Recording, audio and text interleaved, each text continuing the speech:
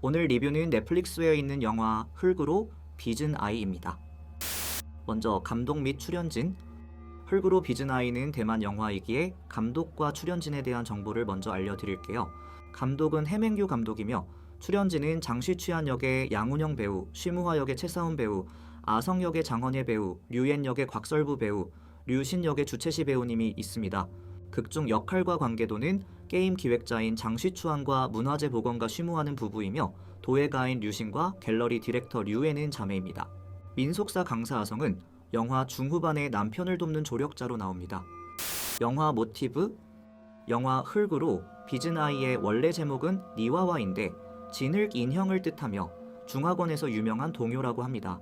우리나라의 동요에서는 줄넘기를 하며 부르는 두꺼봐 두꺼봐, 동요와 비슷하다고 생각하면 됩니다. 동요 가사 중 아빠도 없고 엄마도 없어서 참 가여운 인형이라네, 이런 내용이 있는데 다소 슬픈 가사입니다. 참고로 보통 중화권에서는 무능력한 사람을 지칭하는 표현으로도 사용한다고 해요. 바로 이 동요를 모티브로 만든 것이 넷플릭스에 들어온 흙으로 빚은 아이입니다. 줄거리. 이야기는 아무도 살지 않는 폐허가 된 집에서 시작됩니다. 이 집은 예전에 집주인이 귀신에 홀려 가족들을 해치고 시신마저 사라져버린 쉬가족 살인사건의 집입니다. 전문 장비로 집을 스캔하던 창아저씨는 진흙 인형을 가져가려고 직원 아이오에게 주었고, 아이는 갑작스런 소리로 인해 실수로 진흙 인형을 깨뜨리고 맙니다. 그 순간 알 수 없는 힘이 두 사람을 공격하게 되었고 결국 창아저씨는 가마 속으로 끌려 들어가며 영화는 시작합니다. 주인공 장시추아는 곧 태어날 아기를 기다리는 예비 아빠이자 게임 기획자입니다. 승진이 걸린 중요한 VR 게임 프로젝트를 맡고 있었죠.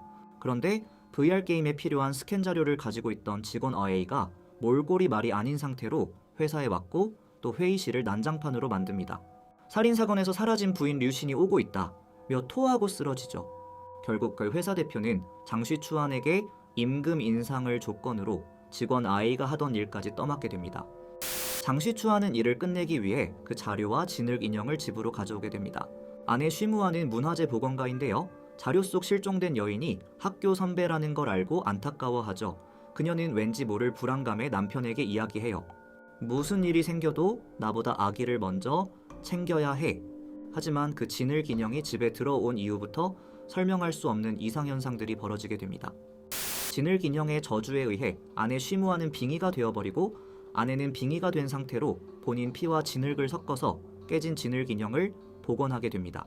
그로 인해 장시취한 주변에는 더욱더 알 수 없는 공포와 이상현상이 벌어졌으며 달라진 아내로 인해 인형 저주에 대한 확신을 갖게 되면서 빙의된 아내와 저주를 풀기 위해 고분분투하게 됩니다.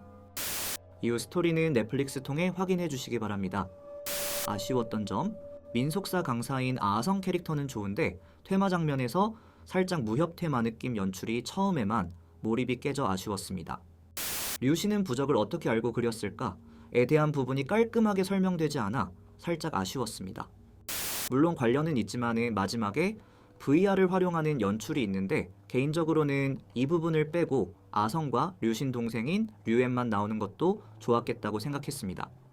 좋았던 점.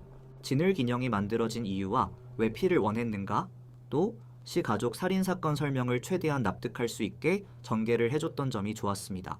스토리가 어떻게 보면은 전형적이지만 그래서 오히려 좋았던 스토리였다고 생각해요.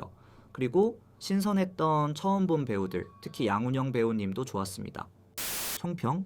개인적으로 사바하 45%, 검은사제 45%, 음향사 10%가 섞여 있는 듯한 스토리형 공포 영화라고 생각합니다. 점수는 10점 만점 중 6점을 주고 싶고요. 기대를 낮추고 보면 꽤 괜찮은 킬링타임용 공포 영화라고 생각합니다. 자, 넷플릭스 영화 흙으로 빚은 아이를 리뷰하였는데요. 어떠셨나요? 다음에도 다른 넷플릭스 콘텐츠 리뷰로 오겠습니다. 구독, 좋아요, 알림 설정 해주시고요. 리뷰를 원하는 넷플릭스 콘텐츠가 있다면 댓글도 많이 달아주세요. 감사합니다.